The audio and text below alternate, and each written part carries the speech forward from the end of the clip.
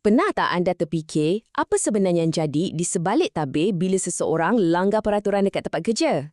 Ini bukan sekadar drama pejabat tau. Sebenarnya ada satu proses rasmi yang dipanggil tindakan disiplin. Dan hari ini, kita akan bedah siasat setiap langkahnya satu persatu. Mesti semua syarikat impikan persekitaran kerja yang macam ni kan? Di mana semua orang fokus pada kemajuan. Dan penilaian prestasi tu jadi alat untuk bantu kita jadi lebih baik, bukannya untuk cari salah. Tapi, realitinya tak selalunya macam tu. Dalam dunia sebenar, mesti akan ada masa peraturan dilanggar. Jadi, persoalan utamanya, apa jadi lepas tu? Adakah terus kena pecat? Nanti dulu. Ceritanya lebih rumit dari tu. Nasib baiklah, proses ni bukan main hentam kromo je. Kebanyakan syarikat ada satu sistem yang sangat berstruktur untuk tangani salah laku. Tujuannya? Keadilan. Nak pastikan setiap kes tu dikendalikan dengan konsisten dan saksama untuk pekerja dan juga majikan. Biasanya, prosesnya ada 6 langkah utama. Ia bermula dari teguran yang tak formal sampailah ke siasatan rasmi dan akhirnya keputusan. Jom kita mulakan dengan langkah yang paling asas sekali.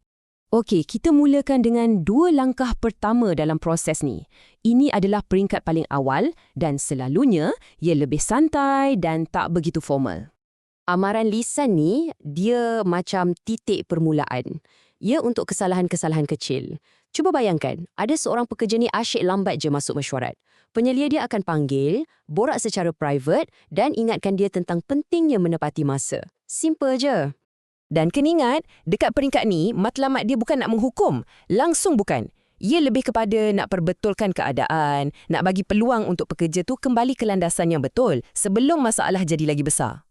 Jadi, apa beza antara amaran lisan dengan amaran bertulis ni? Oh, bezanya besar. Amaran lisan tu cuma perbualan tak rasmi, tapi amaran bertulis ni dah satu langkah yang lebih serius. Ia dalam bentuk surat rasmi dan yang paling penting, benda ni akan direkodkan dalam fail peribadi pekerja. Ada hitam putih. Bila masanya nak guna amaran bertulis ni? Selalunya, bila kesalahan yang sama diulang-ulang. Contohnya, pekerja yang sama tadi tu dah tegur pasal laporan tapi masih gagal siapkan. Masa inilah tindakan yang lebih formal diperlukan. Sekarang, kita beralih ke fasa di mana proses ni jadi sangat-sangat rasmi dan serius.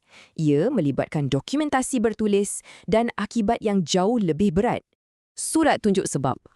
Dengar nama pun dah serius kan? Dokumen rasmi ni dikeluarkan untuk kesalahan yang berat.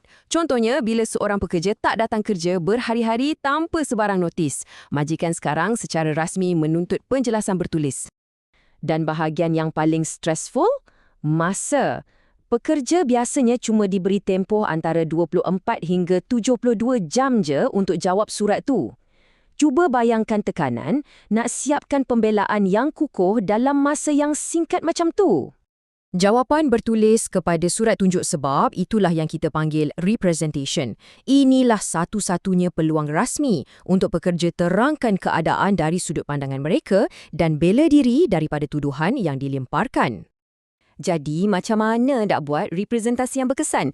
Ia bukan sekadar bagi alasan kosong. Kena ada penjelasan yang betul-betul kukuh dan paling penting, bukti sokongan. Contohnya, kalau tak datang kerja sebab ada kecemasan keluarga, tunjukkan sijil hospital. Bukti tu boleh ubah segalanya. Baiklah, jom kita tengok fasa terakhir dalam proses ni. Fasa di mana siasatan formal dijalankan dan keputusan muktamad akan dibuat. Kalau penjelasan pekerja tu tak diterima, ataupun kes tu sendiri memang berat, syarikat akan mulakan inquiry. Ini pada asasnya macam satu siasatan dalaman yang formal. Ada jawatan kuasa disiplin yang akan kumpul bukti, panggil saksi, macam satu mahkamah dalaman lah.